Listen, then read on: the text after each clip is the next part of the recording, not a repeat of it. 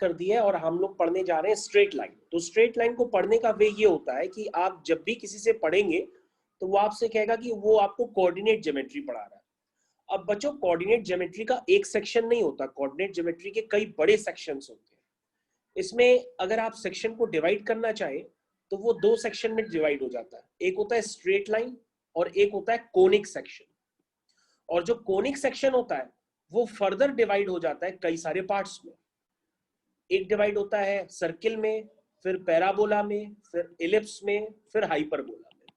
तो बच्चों ये इसके डिवीजन होते हैं। तो सबसे पहले आप जब हेडिंग डालते हैं कोऑर्डिनेट ज्योमेट्री, तो सबसे पहले आपको यहाँ लिखना होता है कि आप पढ़ने क्या जा रहे हैं, स्ट्रेट लाइंस। और स्ट्रेट लाइंस और क्या होता है बच्चों, कोनिक सेक्शन होता है। कोऑर्डिनेट ज्योमेट्री के ये दो पार्ट होते हैं, स्ट्रेट लाइन और कोनिक सेक्शन। उसमें जो कोनिक सेक्शन होता है कोनिक सेक्शन में इस तरह से डिवीजन किया जाता है। सबसे पहले उसमें आप सर्किल पढ़ते हैं, फिर आप पैराबोला पढ़ते हैं, फिर आप इलिप्स पढ़ते हैं, फिर आप हाइपरबोला पढ़ते हैं। ये सारी बातें आप पढ़ते हैं। अब ये पढ़ी कैसी जाती हैं, ये एकदम सीक्वेंस में पढ़ी जाती है। तो सबसे पहले हम लोग जो पढ़ते हैं उनका नाम होता है स्ट्रेट लाइन। तो सभी बच्चे अपनी कॉपी में फाइनली हेडिंग डाल दीजिए कि आप क्या पढ़ने जा रहे हैं, स्ट्रेट लाइन।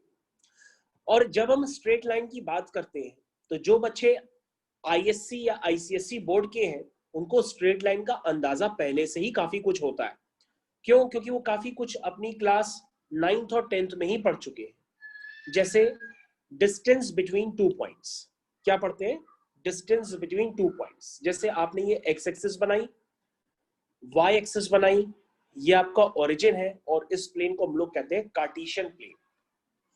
अगर बच्चों आपके पास कोई पॉइंट है ए जिसके कोऑर्डिनेट है x1 y1, तो इसका क्या मतलब होता है, इसका मतलब ये होता है कि ए तक पहुंचने के लिए पहले आप x1 चलेंगे, फिर आप y एक्सिस के अलोंग आप y1 चलेंगे। बोलिए भाई, इतना समझ में आया? फिर बच्चों जैसे दूसरा पॉइंट है उसके कोऑर्डिनेट है x2 y2, तो अगर आपको b तक पहुंचना होगा तो पहले आप ओरिजिन से x2 चलेंगे, ठीक है ना, फिर आप y2 चलेंगे। बोलिए भाई, आपको हमारी बात समझ में आई? तो आप कहां तक पहुंच जाएंगे, b तक पहुंच जाएंगे। लेकिन बच्चों अगर हमसे a और b के बीच की अगर डिस्टेंस पूछी जाती है तो this is the distance between a and b। इसके लिए हम एक कंस्ट्रक्शन करते हैं और कंस्ट्रक्शन करके एक राइट एंगल ट्रायंगल का फॉर्मेशन करते हैं और उसकी हेल्प से हम ए बी डिस्टेंस को निकाल लेते हैं। तो आई थिंक इस तरह के डायग्राम को आपको देखने की पहले भी आदत रही होगी। अब आप यहाँ पे ध्यान से देखिए कि ये जो डिस्टेंस है ये डिस्टेंस बन गई x2 माइनस x1। से पार्ट सभी को क्लियर हो गया होगा। जो AC डिस्टेंस है वो है आपकी x2 माइनस x1। और बच्चों जो आपकी BC डिस्टेंस है वो है y2 माइनस y1। ठीक, तो आप BC को लिख लीजिए y2 माइनस y1। अब बच्चों डिस्टेंस फॉर्मूला तो आप जनरेट कर ही सकते हैं, distance between point A B. तो कैसे लिखेंगे, आप लगाएंगे in triangle ACB angle C is equal to 90 degree, और आप इसमें लिखेंगे 90 के सामने हाइपोटेनियस, हाइपोटेनियस का square is equal to base का स्क्वायर प्लस परपेंडिकुलर का स्क्वायर। तो यहां तक मेरे ख्याल से सभी को बातें क्लियर हो गई होंगी। अब आप बच्चों यहां पर वैल्यू पुट कर दीजिए, तो AB square is equal to आ जाएगा x2 माइनस x1 का whole square plus y2 minus y1 का होल स्क्वायर। तो बच्चों यहां से AB जो आपका निकल आएगा वो होगा स्क्वायर रूट ऑफ, यानी आप क्या लेंगे, स्क्वायर रूट लेंगे दोनों तरफ, तो आपका AB क्लियर कट निकल के आएगा, वो आएगा square root of x2 minus x1 का whole square plus y2 minus y1 का होल स्क्वायर। तो this is the distance formula. तो सबसे पहले बच्चों हमने किसका डेरिवेशन किया है, डिस्टेंस फॉर्मूले का। तो आप हेडिंग डाल दीजिए, this is called distance formula. तो मेरे ख्याल से यहाँ पे सभी लोगों को मेरी आवाज आ रही होगी और वो डिस्टेंस फॉर्मूला बहुत ही क्लियर कट समझ गए होंगे। और आपने डिस्टेंस फॉर्मूला ऐसा नहीं है कि आपने पहली बार देखा है, आप पहले भी देख चुके होंगे कहीं ना कहीं डिस्टेंस फॉर्मूला। तो डिस्टेंस फॉर्मूला सभी बच्चों को यहाँ पे क्लियर हो गया होगा। आप एक बार फिर से इसको देख लीजिए, कहीं प्रॉब्लम है तो बताइए। ध्यान से देखिए, आप एरिया ऑफ ट्रायंगल लिखने जा रहे हैं, तो एरिया ऑफ ट्रायंगल का फॉर्मूला तो मैंने लिख दिया है, लेकिन इसको लिखने के अलावा आपको लर्न भी करना होता है। तो लर्न करने के लिए आप क्या करिए, एक बेहद आसान सा टेक्निक यूज कर लीजिए। क्या यूज करेंगे, y2 minus y3, y3 minus y1, y1 minus y2, मतलब y2 से ही स्टार्ट करेंगे और y2 पे ही एंड करेंगे। तो ये हो गया y2 minus y3, y3 minus y1 और y1 माइनस y2। तो आई थिंक आपको ये बात क्लियर हो गई होगी।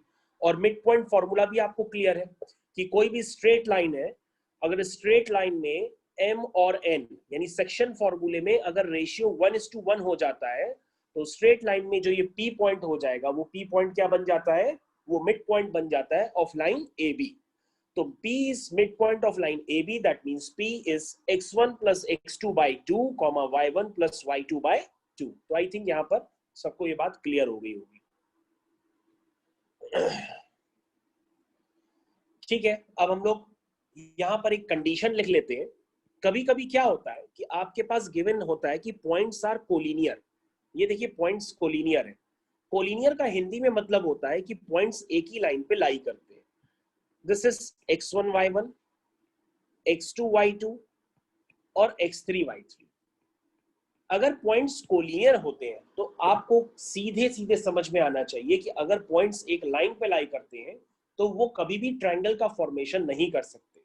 ऐसे केस में एरिया ऑफ ट्रायंगल क्या हो जाएगा, 0। तो आप इस कंडीशन को यहां पे लिख सकते हैं कि if points are collinear then area of triangle becomes equal to 0, becomes equal to 0। ये बात आपको ध्यान देनी होगी, ठीक है।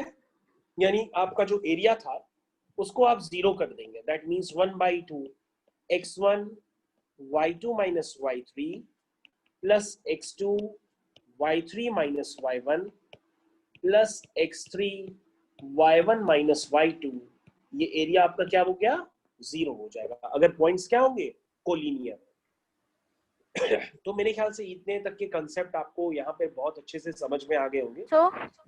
यस बेटा बताइए। दिस फॉर्मूला ये कहाँ से डेराइव हुआ है? इसका डेरिवेशन बेटा हम लोग तब करेंगे जब हम लोग डिटर्मिनेंट सीख लेंगे, ठीक है। Okay sir. ये डिटर्मिनेंट से जनरेट होता है, अभी हम लोग ने मैट्रिसेस और डिटर्मिनेंट्स नहीं पढ़े हैं, ठीक है बेटा। ओके तो अभी आपको ये डायरेक्टली ही लर्न करना है। ओके तो हम लोग आगे कंटिन्यू करते हैं और कुछ और बातों को समझते हैं कि एरिया ऑफ ट्रायंगल के आगे क्या आता है ऐसा कोऑर्डिनेट ज्योमेट्री में जो हम लोग को काफी इंपॉर्टेंट होता है। देखिए जरा ध्यान से, उसके बाद आता है ध्यान से देखते रहिएगा, बिल्कुल यहाँ से ध्यान ना भटकाइएगा वरना आपको समझ में आना बिल्कुल बंद हो जाएगा। अब यहाँ पर हम लोग कुछ टर्म्स इंट्रोड्यूस कर रहे हैं जो कि पूरी कोऑर्डिनेट ज्योमेट्री में चलेंगे। वो टर्म्स काफी बेसिक से टर्म्स है, जैसे आपने एक ट्रायंगल का फॉर्मेशन किया ABC। अब आप यहाँ ने क्या किया, यहाँ पे आपने वर्टेक्स से सामने वाली साइड के मिड पॉइंट को ज्वाइन कर दिया। वर्टेक्स से सामने वाली साइड के मिड पॉइंट को ज्वाइन कर दिया। वर्टेक्स से सामने वाली साइड के मिड पॉइंट को ज्वाइन कर दिया, ठीक है। तो बच्चों आपको तो पहले ये पता होना चाहिए कि अगर वर्टेक्स से सामने वाली साइड को मिड पॉइंट को ज्वाइन करते हैं तो जो लाइन बनती है, जैसे पहली लाइन क्या बनी AP, इस AP लाइन को क्या कहते हैं, मीडियन। क्या कहते हैं, मीडियन। तो मीडियन का मतलब ये होता है कि वर्टेक्स से सामने वाली साइड के मिड पॉइंट को जैसे ही ज्वाइन करेंगे तो ये फॉर्मेशन होता है मीडियन का। वैसे ही आपके पास BQ भी मीडियन है, वैसे ही आपके पास CR भी मीडियन है। और आपके पास यहाँ पर एक और खास बात निकल के आ रही है, मीडियंस का intersection point. This is called intersection point of median. और मीडियंस के इंटरसेक्शन पॉइंट को हम लोग कहते हैं सेंट्रोइड। तो यहाँ पे आपने क्या क्या देखा, दो नए टर्म्स देखे जो पूरी कोऑर्डिनेट ज्योमेट्री में, चाहे वो कोऑर्डिनेट ज्योमेट्री इलिप्स के लिए हो, चाहे हाइपरबोला के लिए हो, किसी के लिए भी हो, आपको पता होना चाहिए कि मीडियन और सेंट्रोइड क्या होते हैं, ठीक है। तो मैंने आपको क्या बताया, मैंने बताया कि वर्टेक्स से सामने वाली साइड के जब हम मिड पॉइंट को ज्वाइन करते हैं तो उसको हम कहते हैं मीडियन। और ऐसे करके इसमें 3 वर्टेक्स है तो उसमें 3 मीडियंस बनेंगी और मीडियंस के इंटरसेक्शन पॉइंट को क्या कहते हैं, सेंट्रॉइड। तो सबसे पहले आप यहां पे हेडिंग डालिए सेंट्रॉइड। तो व्हाट इज सेंट्रॉइड? तो आप लिखेंगे इसके बारे में intersection point of medians is called centroid. Medians के इंटरसेक्शन पॉइंट को सेंट्रॉइड कहते हैं। अगर हम सेंट्रॉइड के कोऑर्डिनेट्स लिखना चाहें तो पहले हमको वर्टेक्स के कोऑर्डिनेट्स पता होने चाहिए, तो हम सेंट्रॉइड के भी बहुत इजीली तरीके से कोऑर्डिनेट लिख सकते हैं। कैसे लिखेंगे जरा ध्यान से देखिएगा। तो सेंट्रॉइड का जो सिंबल होता है वो ज्यादातर बुक्स में जी से रिप्रेजेंट किया जाता है। सेंट्रॉइड के कोऑर्डिनेट होते हैं x1 plus x2 plus x3 upon 3 comma y1 plus y2 plus y3 upon 3। अब आप पूछेंगे कि सर ये आया कहां से? तो उसको प्रूफ करना काफी आसान काम होता है, लेकिन प्रूविंग अगर आप न भी सीखें तो भी काम चल जाएगा। लेकिन मैं आपको प्रूविंग बता देता हूं, देख लीजिए। सबसे पहले आप ये ध्यान दीजिए कि जो सेंट्रॉइड होता है वो लाइन को किस रेशियो में डिवाइड करता है? वो डिवाइड करता है 2:1 में। ध्यान दीजिएगा, this is the property of centroid कि सेंट्रॉइड जो होता है वर्टेक्स से ज्वाइन करने वाली लाइन को किस रेशियो में डिवाइड करता है? 2:1 में। अब आप ये बताइए, ये जो जी पॉइंट है, क्या ये जी पॉइंट जिसको आप सेंट्रॉइड कह रहे हैं, आप जी पॉइंट नहीं निकाल पाएंगे? आप बिल्कुल निकाल लेंगे। क्यों? क्योंकि आपको अगर ध्यान से देखना हो तो आप एक यहाँ पे ऐसे स्ट्रेट लाइन बना लीजिए तो आपको ज्यादा क्लियर हो जाएगा, बल्कि उसी फॉर्म में बना लीजिए तो और ज्यादा क्लियर होगा। ये है एक लाइन, ठीक है। तो this is proving of centroid. अगर आपको लगता है कि जानना है तो आप जान सकते हैं। तो this is G, this is A, this is P. अगर मैं आपसे पूछूं ए के कोऑर्डिनेट क्या है तो आप कहेंगे x1 y1। पी के कोऑर्डिनेट क्या है तो तुम कहोगे sir P is the mid point of BC, क्योंकि AP इज मीडियन। तो P क्या है? P आप कहेंगे sir x2 plus x3 upon 2 comma y2 plus y3 upon 2। This is P के कोऑर्डिनेट। और अगर आप G के कोऑर्डिनेट लिखना चाहें तो आप लिख नहीं सकते हैं? बिल्कुल लिख सकते हैं, क्योंकि आप कहेंगे सर आपने सेक्शन फॉर्मूला बताया है और एक लाइन है जिसके एंड पॉइंट से A और P, और G जो है इस लाइन को 2:1 रेशियो में इंटरनली डिवाइड कर रहा है। तो G के कोऑर्डिनेट क्या होंगे? G के कोऑर्डिनेट होंगे अकॉर्डिंग टू सेक्शन फॉर्मूला, वो आप लिख सकते हैं। कैसे लिखेंगे? 2 into x2 plus x3 upon 2 plus 1 into x1 divide by 1 plus 2 comma 2 into y2 plus y3 upon 2 plus 1 into y1 divide by 1 plus 2। This is, तो आप देखिए ये मैंने सेंट्रॉइड के कोऑर्डिनेट लिख दिए और बच्चों उसको आप जैसे ही सिंप्लीफाई करेंगे तो ये पता है क्या बन जाएगा? ये बन जाएगा x1 plus x2 plus x3 whole divide by 3 comma y1 plus y2 plus y3 whole divide by 3। तो बच्चों अभी तो आपको डायरेक्टली सेंट्रॉइड याद रखना है, आप उसमें इतना दिमाग ना लगाइए, आप सीधा फॉर्मूला लर्न कर लीजिए, ठीक है। लेकिन प्रूविंग भी मैंने आपको बता दी तो समझ में तो आई गई होगी कि सेंट्रॉइड जनरेट कैसे होता है। ओके, तो हम लोग आगे कंटिन्यू करते हैं नेक्स्ट कंसेप्ट की तरफ। यहां तक सभी को क्लियर हो गया होगा जितने भी बच्चे हैं क्लास में। नेक्स्ट कंसेप्ट, तो मेरे पेज खत्म हो गए, मैं एक बार पेज जनरेट कर लूं।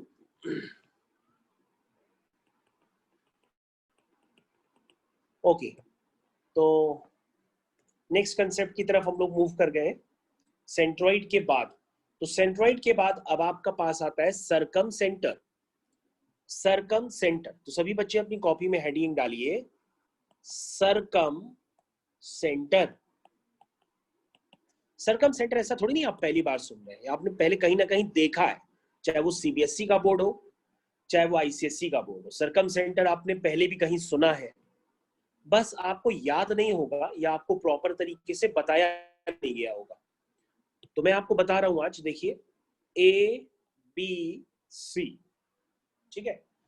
तो बच्चों क्या करिए, आप जैसे पहले आपने मीडियंस का ड्रॉ की थी, फिर मीडियंस के इंटरसेक्शन पॉइंट निकाले थे। यहां पर क्या करना होता है बच्चों कि आप बीसी लाइन का परपेंडिकुलर बाइसेक्टर ड्रॉ करिए। परपेंडिकुलर बाइसेक्टर ड्रॉ करने आता है ना? बीसी लाइन का परपेंडिकुलर बाइसेक्टर ड्रॉ करिए। ड्रॉ किया? उसी तरीके से ए बी लाइन का भी परपेंडिकुलर बाइसेक्टर ड्रॉ करिए। किया? उसी तरीके से एसी लाइन का भी परपेंडिकुलर बाइसेक्टर ड्रॉ किया?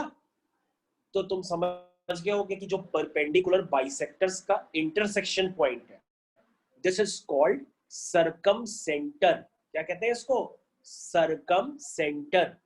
तो सरकम सेंटर क्या होता है?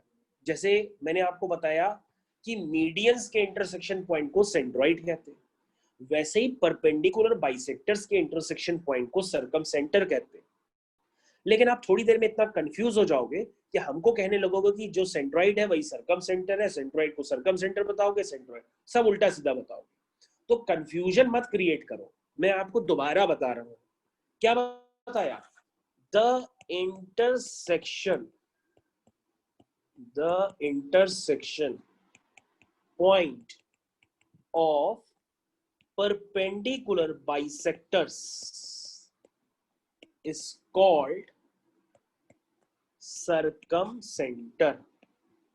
is called circumcenter.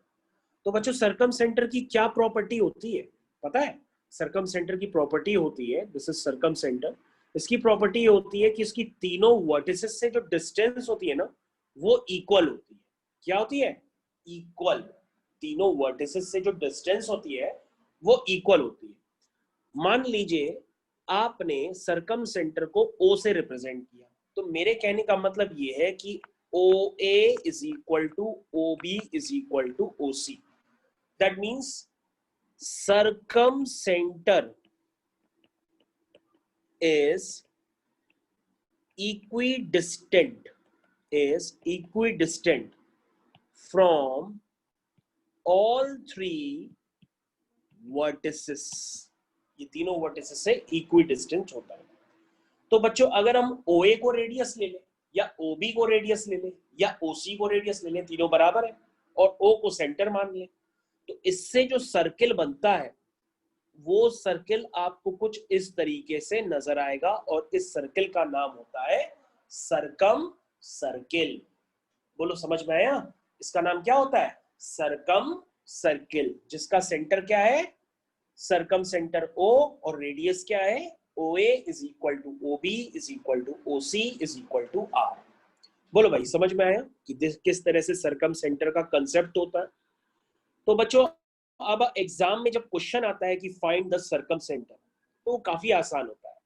उसमें आपके पास वर्टेक्स के कोऑर्डिनेट्स दिए होंगे, x1 y1, x2 y2, x3 y3। अब आप क्या करेंगे? इक्वेशंस फॉर्म करेंगे। मान लीजिए आपको सरकम सेंटर O निकालना है, तो O को आप मान लेंगे h, k। क्या मान लेंगे? h, k। तो एक बार आप OA डिस्टेंस को OB डिस्टेंस के बराबर कर लीजिएगा, तो HK में एक इक्वेशन बन जाएगी। फिर आप OB is equal to OC कर लीजिएगा, तो HK में दूसरी इक्वेशन बन जाएगी। दोनों इक्वेशंस को सॉल्व करेंगे, HK आ जाएंगे, और HK आ जाएंगे तो वही आपका क्या है? सरकम सेंटर। बोलो भाई समझ में आ गया होगा कि सरकम सेंटर क्या है? बहुत धीरे धीरे मैंने आपको बताया कि सरकम सेंटर क्या होता है। ठीक है, चलिए अब हम लोग आगे कंटिन्यू करते हैं और दूसरे कंसेप्ट की तरफ भी बढ़ते हैं। दूसरा कंसेप्ट है बच्चों ऑर्थो सेंटर। अभी हम लोग क्वेश्चंस तो बाद में करेंगे ही करेंगे, पहले अभी हम लोग थ्योरी तो समझ लें क्या होती है, क्योंकि थ्योरी ही नहीं पता पड़ेगी तो आप क्वेश्चन में समझ ही नहीं पाओगे कि ऑर्थो सेंटर क्या है ये। ठीक है ना? इसलिए थ्योरी जानना पहले जरूरी है। कई लोग क्या करते हैं, डायरेक्ट एक्सरसाइज करने लगते हैं, फिर बीच में कहते हैं सर ऑर्थो सेंटर क्या होता है, सर सरकम सेंटर क्या होता है। तो ऑर्थो सेंटर आप समझ लीजिए क्या होता है। आइए इधर देखिए, सबसे पहले आप ट्राइंगल का फॉर्मेशन करिए। This is the triangle. ठीक, ये ट्राइंगल का फॉर्मेशन करिए। अब यहां पर नाम लिखिए A B C। वर्टेक्स के कोऑर्डिनेट्स लिखिए x1 y1, x2 y2, x3 y3। अब आपको क्या करना है? ऑर्थो सेंटर की एक डिफाइनिंग रिलेशनशिप ये होता है कि इसको जनरेट करने के लिए आपको वर्टेक्स से सामने वाली साइड पे परपेंडिकुलर ड्रॉप करना पड़ेगा। क्या ड्रॉप करना पड़ेगा? परपेंडिकुलर। और वर्टेक्स से सामने वाली साइड पे जब परपेंडिकुलर ड्रॉप करते हैं तो उसको क्या कहते हैं पता है? उसको कहते हैं एल्टीट्यूड। क्या कहते हैं? एल्टीट्यूड। क्या कहते हैं? एल्टीट्यूड। क्या कहते हैं? एल्टीट्यूड। तो दिस इज द एल्टीट्यूड जो अभी आपने बनाया है, ठीक है। इस एल्टीट्यूड को, इंटरसेक्शन पॉइंट को मान लो m। एल्टीट्यूड्स के इंटरसेक्शन पॉइंट जो होता है ना बच्चों, उसी को ही कहते हैं ऑर्थोसेंटर। ध्यान दीजिए मैंने क्या बताया कि एल्टीट्यूड्स के इंटरसेक्शन पॉइंट को हम लोग क्या कहते हैं? ऑर्थोसेंटर। बाकी निकालेंगे कैसे वो तो हम लोग क्वेश्चंस में करेंगे, लेकिन पहले आप जान तो लो होता क्या है। एल्टीट्यूड्स के इंटरसेक्शन पॉइंट को क्या कहते हैं? ऑर्थोसेंटर। तो लिखो यहां पे, चलो लिखो, द इंटरसेक्शन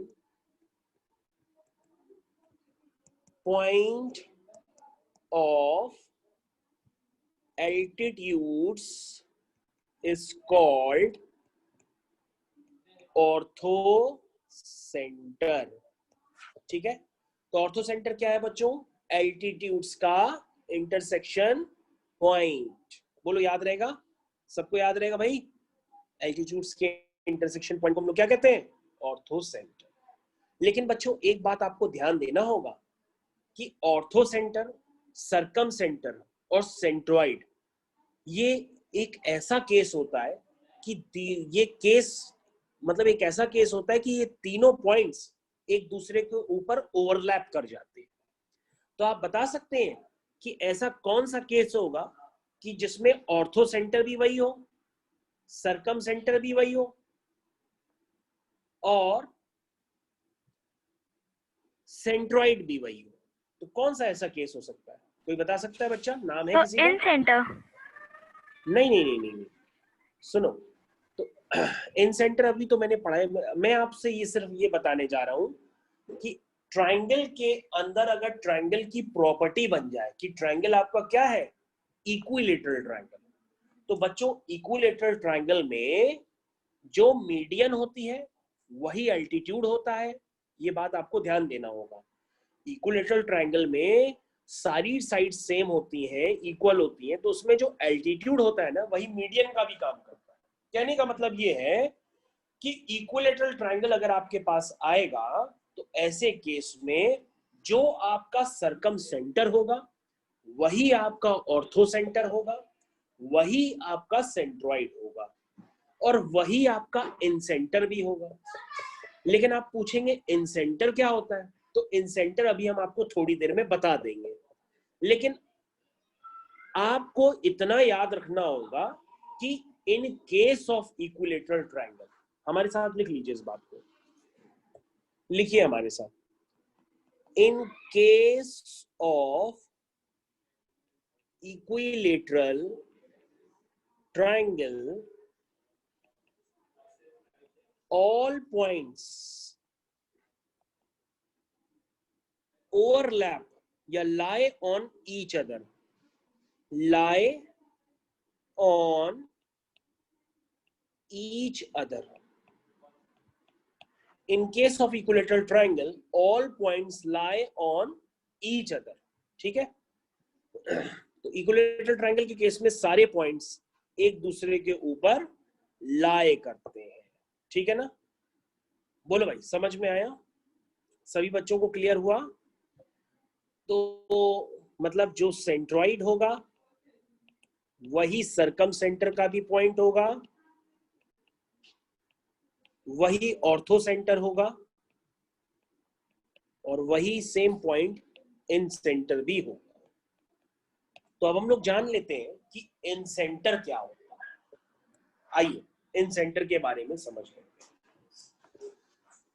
ओके, तो इन सेंटर के बारे में हम लोग देखना स्टार्ट कर रहे हैं और आपको एक मजे की बात बताते हैं और भी, वो भी समझ लीजिएगा।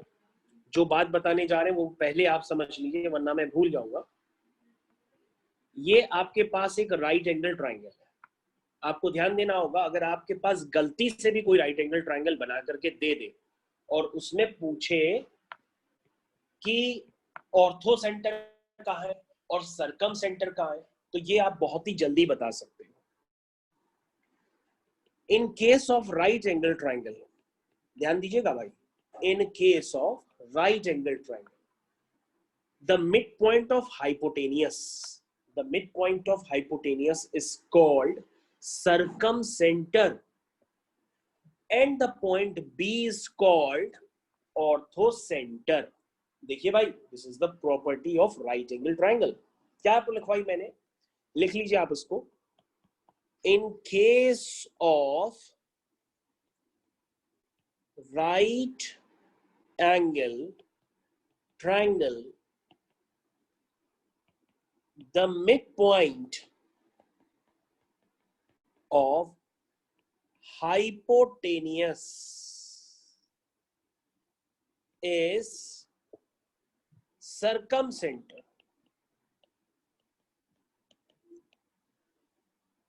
and the point B is called orthocenter and the point B is called orthocenter. मतलब ऑर्थोसेंटर निकालने की आपको जरूरत नहीं है, डायरेक्ट आप बताएंगे कि जो x2 y2 है वो क्या बन जाएगा, ऑर्थोसेंटर, डायरेक्ट निकल आएगा। और अगर AC का मिड पॉइंट निकाल लेंगे, जैसे कि x1 plus x3 by 2 comma y1 plus y3 by 2, तो आपके पास सरकम सेंटर आ जाएगा, है कि नहीं। तो ये बातें यूज होती हैं एग्जाम्स में। चलिए अब हम लोग आगे पढ़ते हैं और हेडिंग डालते हैं इन सेंटर। इन सेंटर के लिए पहले आप एक ट्रायंगल का फॉर्मेशन कर लो, तभी आप कर पाओगे। इन सेंटर देखिए, जरा ध्यान से देखिए, इन सेंटर के लिए x1 y1, x2 y2, x3 y3, जरा ध्यान दीजिएगा इन सेंटर के लिए क्या करना होता है। देखिए इन सेंटर के लिए पहले तो आपको कुछ बातें समझनी पड़ेंगी कि ये होता क्या है, पहले तो ये पता होना चाहिए। तो हेडिंग डालिए इन सेंटर। तो आप कहोगे सर सरकम सेंटर जो बनता है वो लाइंस के परपेंडिकुलर बाइसेक्टर से बनता है, और जो इन सेंटर बनता है वो इंटीरियर एंगल के बाइसेक्टर से बनता है। तो आपने कभी इंटीरियर एंगल को बाइसेक्ट किया है? ये देखिए, ये एक इंटीरियर एंगल है, फिर यहां से एक आर्क यहां लगाते हैं और यहां से एक आर्क यहां लगाते हैं। This is called interior angle bisector. This is called, क्या कहते हैं, interior angle bisector. This is called interior angle bisectors. और इंटीरियर एंगल बाइसेक्टर्स का जो इंटरसेक्शन पॉइंट होता है उसी को कहते हैं इन सेंटर। तो यहां पे लिख लीजिए, the intersection point of interior angle bisectors are called incentre. क्या कहते हैं उसको, इन सेंटर, ठीक है। ओके, तो इन सेंटर आपको पता पड़ गया। अच्छा, आप कहेंगे कि सरकम सेंटर की प्रॉपर्टी होती है कि ये तीनों वर्टेक्स से इक्वी डिस्टेंस पे होता है ना। तो इन सेंटर की क्या प्रॉपर्टी होगी, तो बच्चों इन सेंटर की प्रॉपर्टी होती है कि इसकी साइड से डिस्टेंस इक्वल होती है, मतलब जितनी डिस्टेंस ये होगी उतनी डिस्टेंस ये होगी, उतनी डिस्टेंस ये होगी। तो circumcenter is equidistant from all three vertices, but incenter is equidistant from all three sides. Incenter, लिख लीजिए इस बात को, incenter is equidistant from all three sides. ठीक है। अब आप क्या कहोगे कि सर ये इन सेंटर यानी ये जो आई है, अगर इसकी साइड से डिस्टेंस इक्वल है तो सर यहां पे एक सर्किल बनेगा जिसको हम लोग कहेंगे इन सर्किल। कैसे? क्योंकि जो आईपी डिस्टेंस होगी वही आईक्यू होगी, वही आईआर होगी। तो चाहे आप IQ, IR, IP कोई भी डिस्टेंस लेकर के एक सर्किल बना लीजिए, ये सर्किल ट्रायंगल के अंदर बनेगा, इसलिए हम इसको कहते हैं इन सर्किल। लेकिन जब सर्किल ट्रायंगल के बाहर बनता है तो उसको हम लोग कहते हैं सरकम सर्किल। बोलो समझ में आया? तो this is called in circle. अब आपने कहा कि सर ये तो एक प्रोसेस था जो हम समझ गए, लेकिन ये निकालेंगे कैसे? अगर मान लो एग्जाम में आगे इन सेंटर आपको निकालना है तो निकालेंगे कैसे? तो निकालने का एक तरीका होता है, उसके लिए मैं आपको प्रूफ नहीं करा रहा हूं, लेकिन तरीका आपको बता देता हूं, आप निकालो कैसे। देखिए, सबसे पहले आप एक ट्रायंगल का फॉर्मेशन फिर से करो, क्योंकि उसमें काफी ज्यादा लिख दिया है तो समझ में नहीं आएगा। ABC, ये हो गया x1 y1, ये हो गया x2 y2, ये हो गया x3 y3। ठीक है, अब आपको इंसेंटर निकालना है, तो इंसेंटर के लिए क्या करोगे? पहले आप BC डिस्टेंस निकालो। इधर ध्यान दीजिए, BC डिस्टेंस आप निकाल लेंगे, डिस्टेंस बिटवीन टू पॉइंट्स का फॉर्मूला लगा करके आप BC डिस्टेंस निकालो। ठीक, फिर आप AC डिस्टेंस भी निकालो, फिर आप AB डिस्टेंस भी निकालो, ये तीनों साइड्स की डिस्टेंस निकालो, distance between two points distance formula use करके। और आप एक काम करना, A के सामने वाली साइड को कहते हैं स्मॉल a, B के सामने वाली साइड को कहते हैं स्मॉल b, C के सामने वाली को कहते हैं स्मॉल c। ठीक है, अब आप इन सेंटर आराम से लिख सकते हो। देखिए कैसे लिखते हैं। इन सेंटर के कोऑर्डिनेट होते हैं AX1, ठीक है, AX1 plus BX2 plus CX3 whole divide by A plus B plus C, ठीक, comma AY1 plus BY2 plus CY3 whole divide by A plus B plus C।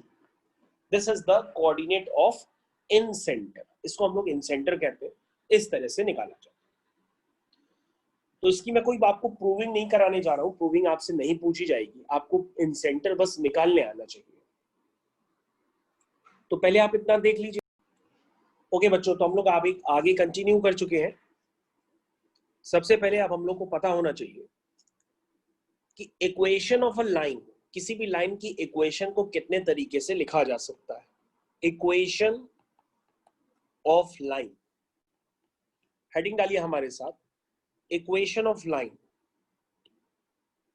और एक लाइन आप draw ही कर लीजिए पहले, तो ये लाइन हमने ड्रॉ कर ली। This is x1 y1 x2 y2। तो बच्चों अगर मैं आपसे पूछूं इस लाइन की इक्वेशन आप लिख सकते हो, तो आप कहोगे यस बिल्कुल लिख सकते हैं। कैसे लिखते हैं लाइन की इक्वेशन? लाइन की इक्वेशन होती है y minus y1 is equal to m times x minus x1, जहां पर जो m होता है वो होता है स्लोप ऑफ लाइन। और स्लोप कैसे लिखते हैं? y2 minus y1 upon x2 minus x1 into bracket x minus x1. This is equation of line passing through 2 points. ये आपको डायरेक्टली याद रखना है, equation of line passing through 2 points, 2 point से पास करने वाली लाइन की इक्वेशन। डायरेक्टली आप कर सकते हैं, कोई आपको उसमें प्रूविंग नहीं करनी है। 2 पॉइंट से पास करने वाली लाइन की इक्वेशन हो सकता है आपके पास इस फॉर्म में आ जाए। अगेन मैंने एक लाइन बना दी, आपके पास लाइन पे एक पॉइंट गिवन है और लाइन का स्लोप गिवन है, तो भी आप लाइन की इक्वेशन लिख सकते हो। y minus y1 is equal to m times x minus x1। This is equation of line passing through point x1 y1 having slope m। आप लिख लो, equation of line passing through point x1 y1 having slope equal to m। ठीक है, तो बच्चों line की equation तो आप लिखना जान गए हो। ठीक है,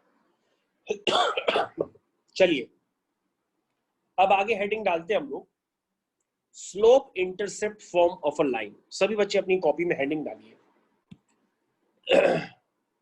हेडिंग डालनी है आपको, इंटरसेप्ट फॉर्म ऑफ लाइन। सभी बच्चे अपनी कॉपी में हेडिंग डालिए अब, इंटरसेप्ट फॉर्म ऑफ लाइन। अगर नाम से नहीं क्लियर है तो हम आपको बगल में डायग्राम बार बार बना रहे हैं, तो आप डायग्राम भी देख सकते हैं। आपको इस लाइन की इक्वेशन बनानी है, ये जो लाइन अभी मैंने आपकी स्क्रीन पे बनाई है। इस लाइन की प्रॉपर्टी है कि ये जो एक्स एक्सिस में पोर्शन कट कर रही है, कट करने का मतलब इंटरसेप्ट, जो एक्स एक्सिस में इंटरसेप्ट और वाई एक्सिस में जो इंटरसेप्ट कट किया है उसकी वैल्यूज हमको पता है। तो एक्स एक्सिस इंटरसेप्ट आपका ए यूनिट है, वाई एक्सिस इंटरसेप्ट आपका बी यूनिट है। तो इसका मतलब ये पॉइंट क्या हो गया, ये पॉइंट हो गया a, 0 और ये पॉइंट क्या हो गया, ये हो गया 0, b। अब याद करिए आपको इस लाइन की इक्वेशन निकालनी है। ठीक है, किस लाइन की इक्वेशन निकालनी है, जिसपे लाई करता है a, 0 और 0, b। तो आप कहोगे सर लाइन की इक्वेशन निकालना तो काफी आसान काम होता है, क्योंकि सर अभी आपने बताया था अगर लाइन पे दो पॉइंट्स होते हैं x1 y1 x2 y2, तो हम लाइन की इक्वेशन लिखते हैं y minus y1 is equal to y2 minus y1 upon x2 minus x1 into bracket x minus x1। तो बच्चों अगर आप उसको थोड़ा सा भी सिंप्लीफाई कर देंगे तो ये आ जाएगा minus b by a times x minus a. ठीक है, अब बच्चों उसको और थोड़ा सा और सिंप्लीफाई करिए जरा, तो ये क्या आ जाएगा, a y is equal to minus b x plus b आ जाएगा। और करिए तो ये हो जाएगा b x plus a y is equal to a b. अब आप क्या करिए, पूरी इक्वेशन में ए बी से डिवाइड कर दीजिए, तो ये बन जाएगा x upon a plus y upon b is equal to 1। तो बच्चों अगर आपके पास कभी भी कहा जाए intercept form of a line, तो इसका मतलब आप इसको इसी रूप में दर्शाएंगे, इसी रूप में आप इसको दिखाएंगे। This is called intercept form of a line. ठीक है ना, तो x के नीचे होता है x एक्सिस इंटरसेप्ट, y के नीचे होता है y एक्सिस इंटरसेप्ट। ये बात आपको समझ में आनी चाहिए। तो आप इसको लिख भी सकते हैं कि where x axis intercept is a unit और y axis intercept is b unit. तो x के नीचे x एक्सिस में कटा हुआ पोर्शन होता है, y में y एक्सिस के अलोंग कटा हुआ पोर्शन होता है। तो x एक्सिस के, अब आप समझ गए होंगे किस तरह से मैंने आपको समझाया। तो मैं, आप फिर से समझ लीजिए, मैं आपको बता रहा हूं normal form of a line. तो normal form of a line का क्या मतलब हुआ कि आपको इस लाइन की इक्वेशन निकालनी है, इस लाइन की। ठीक, और क्या प्रॉपर्टी गिवन है कि ओरिजिन से लाइन पे डाला गया जो परपेंडिकुलर की लेंथ है वो है p। तो p क्या है, p आपकी ये लेंथ है, p आपकी ये जो लेंथ है वो है। ठीक है ना, दिस इज p। क्लियर है, और अल्फा क्या है, अल्फा ये जो लाइन एक्स एक्सिस से एंगल बनाती है, दिस इज कॉल्ड अल्फा। तो ऐसे केस में इस लाइन की इक्वेशन जो होगी, ऐसे केस में इस लाइन की जो इक्वेशन होगी वो होगी x cos alpha plus y sin alpha is equal to p। ठीक है ना, समझ गए आप, लाइन की इक्वेशन होगी x cos alpha plus y sin alpha is equal to p, where p is length of perpendicular. आप लिख लो, भले क्लियर भी है वैसे भी लिख लो, where p is length of perpendicular, where p is called length of perpendicular from origin to line। ठीक है, अब आगे हेडिंग डालते हैं एंगल बिटवीन टू लाइंस। आगे हेडिंग डालिए एंगल बिटवीन टू लाइंस। दो लाइंस के बीच का एंगल कैसे देखते हैं? दो लाइंस के बीच का एंगल जरा ध्यान दीजिएगा। लेट से आपने दो लाइंस बना ली, ये पहली लाइन है, ये दूसरी लाइन है, इनके बीच का आपको एंगल निकालना। This angle is called theta, ये थीटा आपको निकालना। तो एंगल बिटवीन दो लाइंस के बीच का एंगल निकालने के लिए ज्यादातर केस में आपको लाइंस का स्लोप गिवन होगा m1 और m2। तो जो एंगल होता है वो होता है tan theta is equal to mod of m1 minus m2 upon 1 plus m1 into m2। This is the angle between two lines. आप पूछेंगे कि सर यहाँ पे मॉड क्यों लगा हुआ है? मॉड इसलिए लगा हुआ है क्योंकि बेटा यहाँ पे जो थीटा होता है ना, वो एक एक्यूट एंगल होता है। एक्यूट एंगल का मतलब ये होता है कि जो थीटा होता है ये 90 डिग्री से कभी कम होगा थीटा, तो उसको हम लोग कहते हैं एक्यूट एंगल। तो एक्यूट एंगल का जो थीटा होता है, tan थीटा होता है, वो हमेशा पॉजिटिव होता है। इसलिए मैंने यहाँ पे क्या लगा दिया है, एक मॉड लगा दिया है, ताकि अगर नेगेटिव रिजल्ट भी है तो आप उसको पॉजिटिव ही लिखेंगे। समझ में आया? और इसकी प्रूविंग कैसे होगी? प्रूविंग आगे चल के मैं इसकी आपको प्रूविंग जरूर बता दूंगा, लेकिन अभी आपको इतना याद रखना है कि angle between the lines this is tan theta is equal to mod of m1 minus m2 upon 1 plus m1 m2। अब यहाँ पे आप कंडीशंस बना सकते हैं, कंडीशंस अगर आप बनाना चाहें। m1 और m2 क्या है? स्लोप है? हाँ, m1 और m2 लाइन के स्लोप है। ये लाइन आपकी L1 है, ये लाइन आपकी L2 है। Okay sir. तो कंडीशंस आप बना सकते हैं। और भी इसमें कंडीशंस क्या होंगी जरा समझिएगा। कंडीशंस हम बता रहे हैं। किसी ने कह दिया कि मान लीजिए कि tan थीटा 0 आ रहा है, तो थीटा भी 0 होगा, और थीटा 0 होने का मतलब tan थीटा 0 हो गया। तो इसका मतलब m1 माइनस m2 भी 0 हो जाएगा, क्योंकि अगर tan थीटा 0 आ रहा है तो उसका मतलब ये हुआ कि उसका RHS में न्यूमरेटर 0 होगा। भाई डिनोमिनेटर 0 होने से तो अनडिफाइंड हो जाता है, अनडिफाइंड नहीं है। tan थीटा 0 आ रहा है, और 0 तभी हो सकता है जब न्यूमरेटर 0 हो।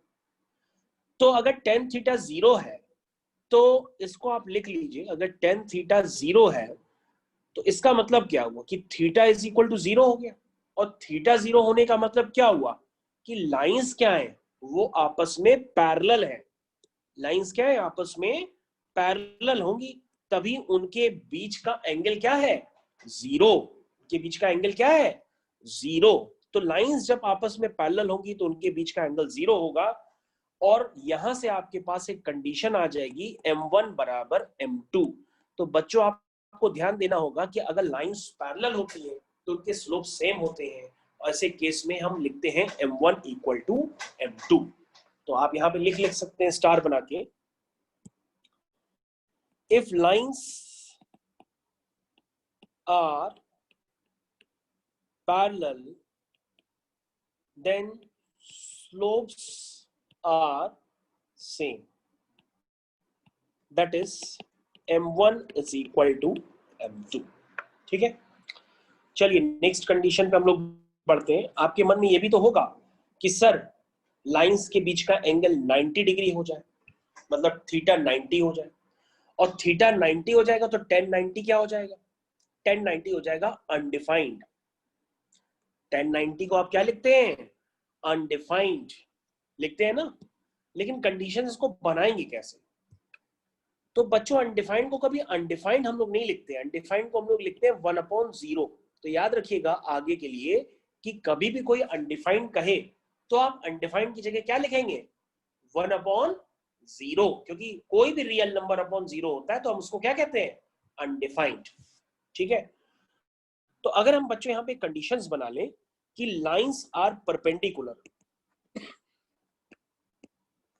लाइंस आर परपेंडिकुलर, तो ऐसे केस में tan 90 अनडिफाइंड हो जाएगा। अनडिफाइंड का मतलब 1/0 is equal to mod of m1 minus m2 upon 1 plus m1 m2 हो जाएगा। ठीक है, और बच्चों अगर आप मॉड हटाना चाहें तो मॉड हटा सकते हैं, क्योंकि आपको स्टार्टिंग में प्रॉपर्टी सिखाई गई है कि अगर mod x is equal to y होता है तो आप x is equal to plus minus y लिखते हैं ना।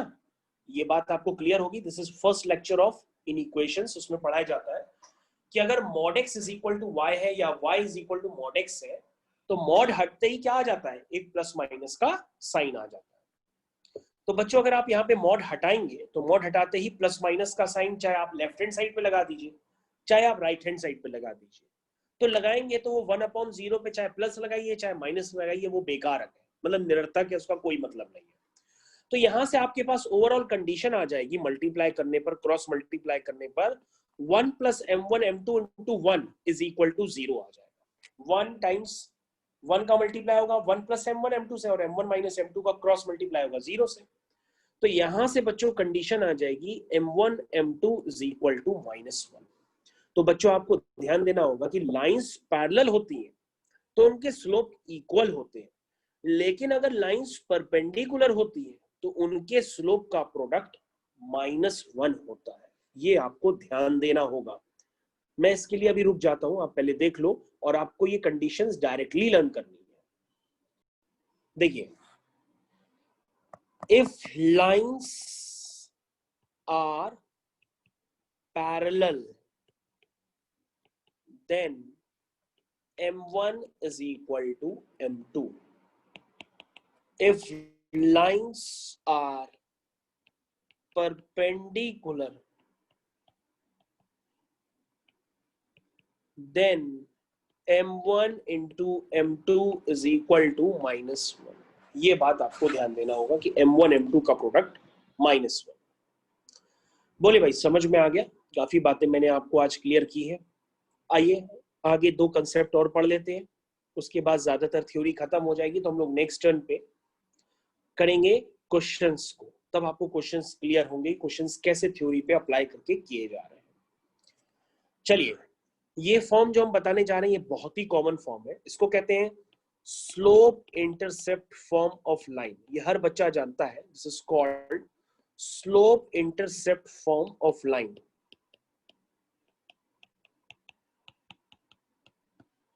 This is slope intercept form of line. ठीक है, कैसे करते हैं जरा ध्यान दीजिएगा। देखिए जरा, जैसे आपने एक कार्टेशियन प्लेन बना लिया, लेट्स से ये मैंने आपके लिए बना लिया। स्लोप इंटरसेप्ट फॉर्म का मतलब ये होता है कि जैसे आपको इस लाइन की इक्वेशन गिवन है, इस लाइन की इक्वेशन गिवन है y is equal to mx plus c। तो m तो स्लोप होता है, ये तो सभी जानते हैं। c क्या होता है? c is called y axis intercept. c क्या होता है? y axis intercept. अगर आपको भरोसा नहीं है तो आप इस इक्वेशन में x की जगह 0 डाल दो तो y इक्वल टू c आ रहा है।